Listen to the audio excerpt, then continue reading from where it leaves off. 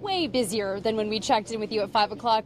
The line ended at me before, and now it goes all the way up to the register, all the way back another 25 or 30 people. They're diverting traffic off down onto Pleasant Street, around to Commercial Street to get back onto Granite Street if you're trying to get to the highway. You can see this should be ice, but you can tell it's mostly just a puddle at this point. I just spoke with someone from the State Fire Services. He says their teams were just able to start getting inside the building. They did discuss a lot of specific language in this proposal. Now, even though Donald Trump has consistently been #1 in the polls, sometimes by double digits, the Cruz campaign here is hoping that he'll be able to pull through and have a win here in New Hampshire. Tsarnaev's own defense team said the words, quote, "He was there, it was him." Investigators say there is no evidence linking this to terrorism at this time. All of the evidence is leading them to believe these bones are decades old. They were found here at this construction site off of Dover Point Road. Coming up at 6:30, we're going to hear from what people around here think about making such a permanent move for just a candidate. Spoiler-free zone. Yeah, we all know.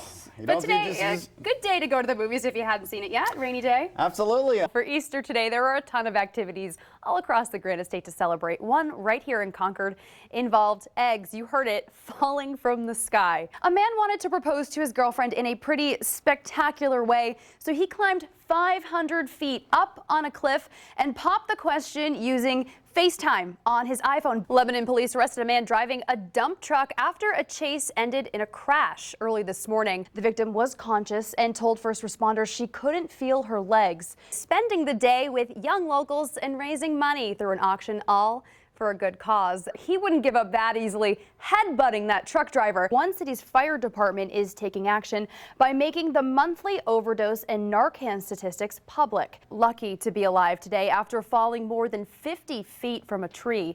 He and his family are spending this holiday weekend in the hospital as he begins his road to recovery.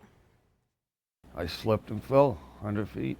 Dave Dion is counting his blessings as he recovers in a critical care unit at Beth Israel Deaconess Medical Center in Boston. While working at a tree in Hudson last week, he unhooked himself from the crane for just a moment. Hitting every branch on the way down, he briefly lost consciousness. I woke up and the first thing I said was, "I'm sorry" to the crane guy. I don't ever want to put nobody through that. I rather thought I was coming down and say goodbye to him, you know what I mean? If I even had the chance. Dion's family rushed to the hospital while he was flown by MedFlight. He suffered a shattered pelvis, a ruptured liver and kidney, and some scrapes and bruises. See that? Wiggling his toes, he's shocked he wasn't paralyzed. I feel awesome, you know, I feel lucky. This isn't the first time Dion has given his family a scare, a recurring theme that's landed him a few nicknames. Like Danger Dave, Dynamite Dave, calling him Man of Steel. He's got a bunch of them. He has a few more days in the hospital before heading to rehab. Dion says he'll go back to work, but promises his kids he'll be more careful.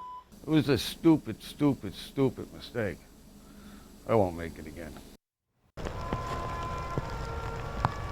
The sound of raindrops and taps playing in the distance, it's all that's heard as a crowd of hundreds falls silent to honor the brave men and women of our armed forces. Very touching.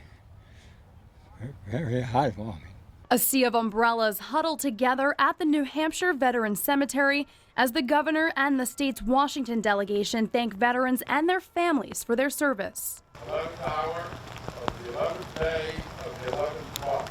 It's an opportunity for those like Vietnam veteran Ron Delisle to reflect and share their stories with family. 535 deployed back in 1968.